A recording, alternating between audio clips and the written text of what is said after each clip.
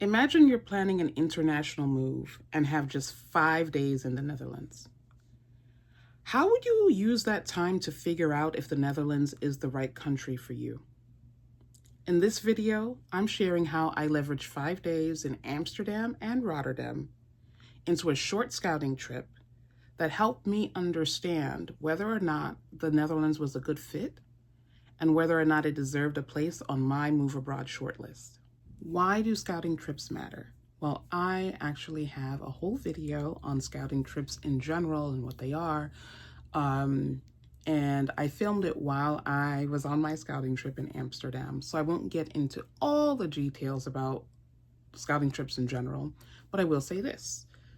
I think that scouting trips are important, and you'll see a lot of people in the move abroad space talking about them because a scouting trip helps you see beyond tourist attractions. It helps you see weather, neighborhoods, diversity, culture, because it's a trip that you're taking not as a tourist, but as someone who is going to test drive everyday life in a particular place. I think scouting trips really help you evaluate how you might feel in a particular space, at least in the medium to long term. And for this reason, I think they're important to take, even if they're just short scouting trips. So on timing and length of trip, in my video on scouting trips, I said that the best time of year to go on a scouting trip is the equivalent of whatever's the worst time of year for you for a particular place. So I went to the Netherlands in the cold and rainy fall because I've heard that summer and spring are beautiful there. And I wanted to see if I would still love the space, even if it's not, super sunny and lovely and cheery all the time. And I think that was a really good call. There was actually record winds. It was so windy, in fact, that I would see toddlers walking along the canal and be a little afraid that those little kiddos would fall in. That's how strong the winds were when I was there. But I still got a good sense for how people move and what the city feels like. And well, it's both cities, Amsterdam and Rotterdam. So for scouting trips, I recommend thinking about your trip in a framework, and one that really is really helpful for me is I have 3 goals for my trips. My first goal in the case of the Netherlands was to explore a Black neighborhood or community. That's important to me because I am of African descent and I want to know or get a glimpse. You can't fully understand, but get a glimpse of what life is like for people of African descent in a particular space. So when I went to Rotterdam, I went to a Surinamese restaurant. I'd never had food from Suriname. I think I've met a few people from Suriname growing up, but I knew that it was a country with a mix of cultures, African, indigenous, Indonesian, Chinese, and Indian. And so I knew the food was going to be fantastic. And being in that restaurant was really great.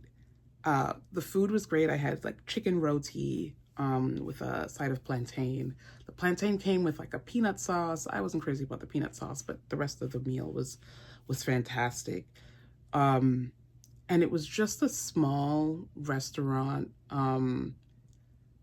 Nothing super fancy, but I loved the feel and the vibe. It felt like Caribbean restaurants back home. I'm from the Washington, D.C. area. I joked with some of my friends that, it was just so, there were a lot of people of color there, a lot of men of color. There were also what appeared to be native Dutch folk also there enjoying food. And I said, even the non-Black folk look like Travis Kelce when he was dating Black women. I kid. And so it felt familiar. The experience felt familiar, even with the language barrier, although most people speak English there, not fully understanding everything on the menu. I'm really grateful that I went to Rotterdam in general and that I went to this restaurant in particular. So the second goal that I had was to do something touristy. For Amsterdam, I chose to visit the Anne Frank house. I am, as many people are, familiar with the Diary of Anne Frank and felt that it would be something interesting and personally meaningful for me to go and experience. And I thought it was a really well done museum. I would definitely recommend it. Um, very, I mean, it's eerie. It's somber, um, but very important information and very educational. You can see the original bookcase; it's still there that hid the entrance to the attic, that where they hid. And you also get an overview of just what life was like in Amsterdam in particular, but they do talk about Rotterdam a bit. Once the Nazis took over, they completely razed Rotterdam to the ground. And so that is why Rotterdam architecture is newer. It's a little funky, actually. I think it reminds me of Barcelona. When I was there, that's what I thought. Um, and then Amsterdam's wasn't razed to the ground, but that is where a large Jewish community was. That's where and Frank and her family had moved. And so you understand what happened, the gradual devolution of Jewish freedoms and Jewish life there, as well as what the experience was like for survivors who returned. So I thought that was really important. In Rotterdam, I took a tour of the harbor. I went to a Surinamese restaurant, like I said. And I also went to like this world food market that they have. It was super touristy.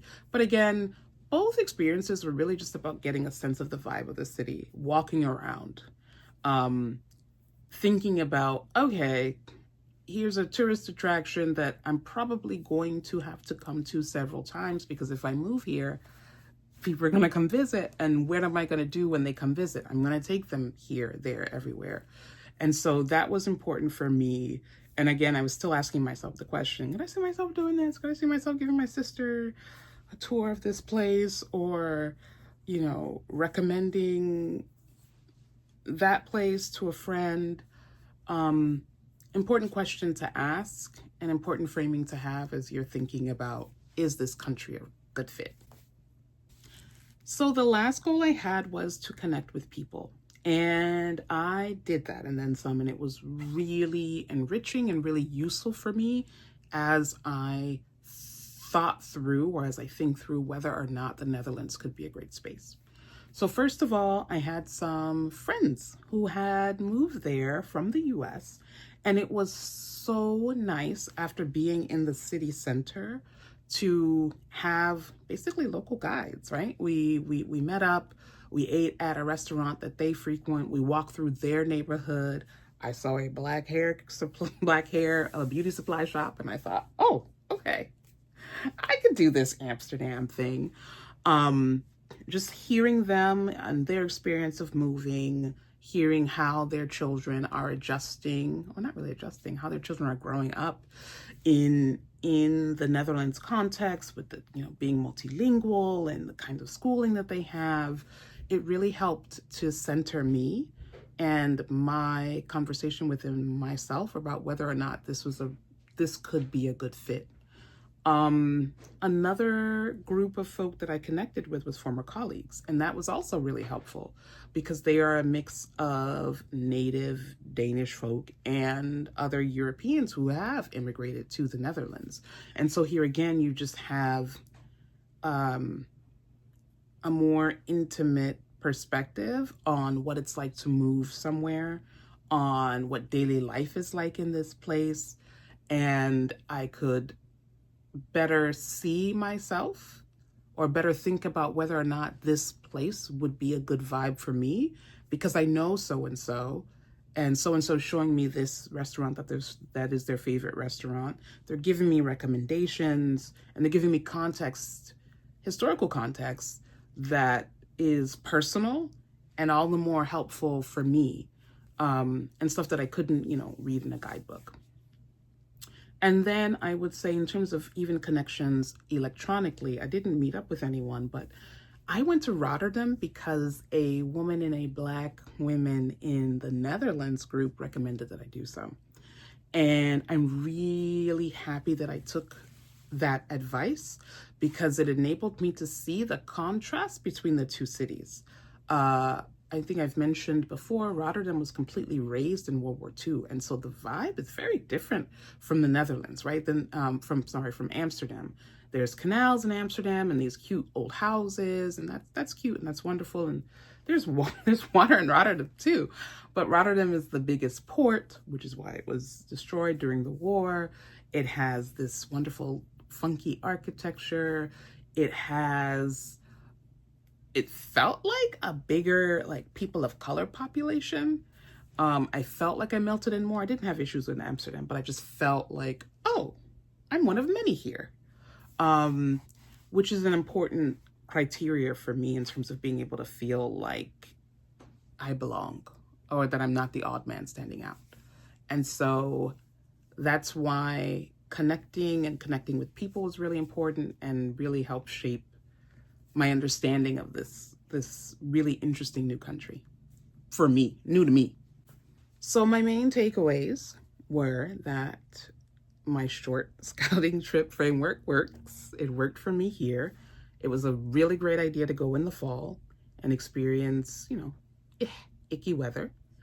It was really helpful to have those 3 goals. And as I accomplished each one, it gave me more data, more information to ponder and to reflect on as I thought through whether or not this could be my forever home or this could be a place for me. And in the end, yes, the Netherlands is now on my move abroad shortlist. And I am really excited to think through what the implications of moving there might be and how to do it, and to share some of that potentially on this channel as well. So there you have it.